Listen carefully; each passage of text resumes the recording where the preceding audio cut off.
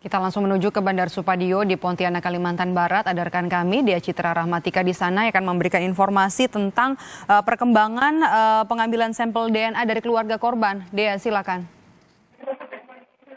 Ya, Maido, terkait dengan pengambilan sampel DNA, perlu saya informasikan sebelumnya bahwa ada koreksi yang disampaikan oleh tim DVI dari Bidokes Polda Kalbar, karena sebelumnya dari pukul 11 sampai dengan sekitar pukul 12 waktu Indonesia Barat tadi, tim gabungan dari Angkasa Pura bersama Basarnas, maskapai, dan juga unsur lainnya menggelar rilis yang dilakukan untuk keluarga penumpang. Salah satunya adalah terkait dengan koreksi terkait jumlah sampel DNA yang sudah diambil. Hingga pukul 11 siang tadi, tim DVI memastikan bahwa jumlah sampel yang sudah diambil adalah 10 sampel DNA dari 14 orang penumpang yang juga tadi sudah menjalani wawancara.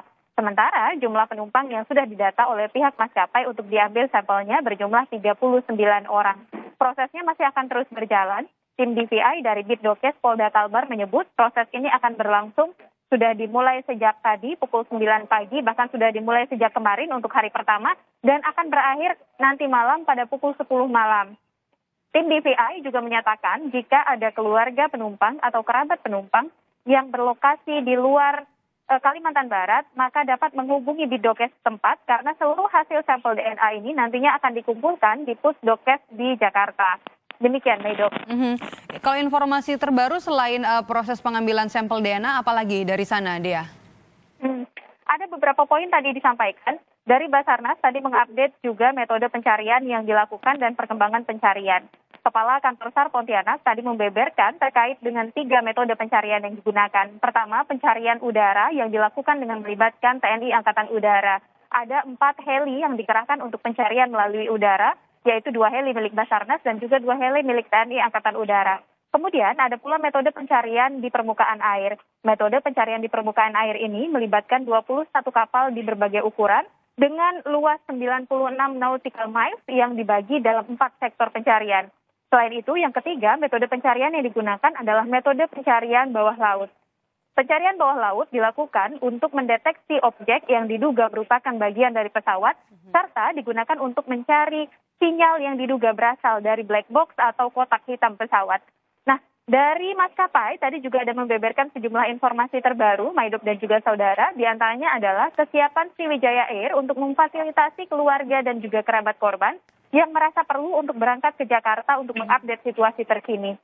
Akomodasi dan transportasi akan ditanggung oleh pihak Sriwijaya Air dan sudah disediakan posko untuk pihak keluarga yang ingin mendaftar. Selain itu, untuk keluarga korban yang berasal dari luar kota Pontianak dan ingin tetap berada di Pontianak untuk mengupdate situasi dari Pontianak, maka akomodasi dan penginapan di hotel juga telah disiapkan oleh pihak Sriwijaya Air.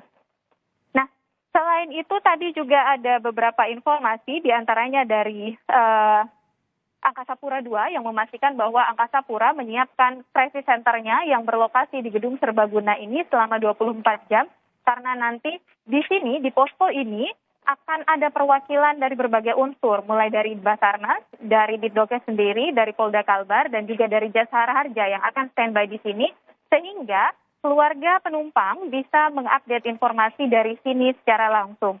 Nah, tadi juga ada sesi pertanyaan atau sesi tanya jawab dengan keluarga penumpang. Ada beberapa poin yang ditanyakan oleh keluarga penumpang, diantaranya terkait konfirmasi beredarnya informasi penemuan potongan tubuh dan informasi penemuan potongan puing-puing.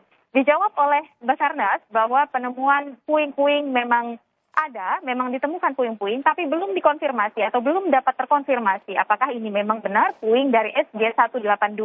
Sebab konfirmasi harus dilakukan oleh KNKT dan maskapai atau harus dilakukan dengan konfirmasi dari pabrikan pembuat pesawat. Kemudian terkait dengan konfirmasi potongan-potongan tubuh, ini juga memerlukan waktu, belum ada yang bisa dikonfirmasi karena tim DVI harus melalui proses panjang untuk mencocokkan DNA dan meneliti identitas korban yang sebenarnya. Tadi ditanyakan juga oleh keluarga penumpang terkait berapa lama proses pencocokan DNA yang diambil dari keluarga dengan dari potongan, bukan potongan maksud saya, dari jenazah mungkin yang ditemukan. Nah, maka dipastikan bahwa biasanya secara teori pencocokan DNA ini bisa berlangsung 2 minggu. Namun pencocokan sampel DNA bisa berlangsung lebih lama jika sampel yang dikumpulkan juga lebih lama.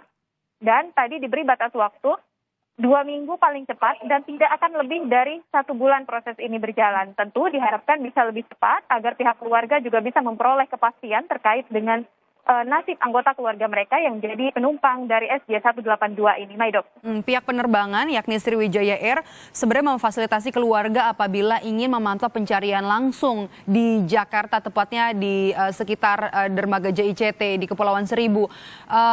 Adakah pihak keluarga yang menggunakan fasilitas ini artinya ikut untuk memantau langsung perkembangan pencarian, Dea?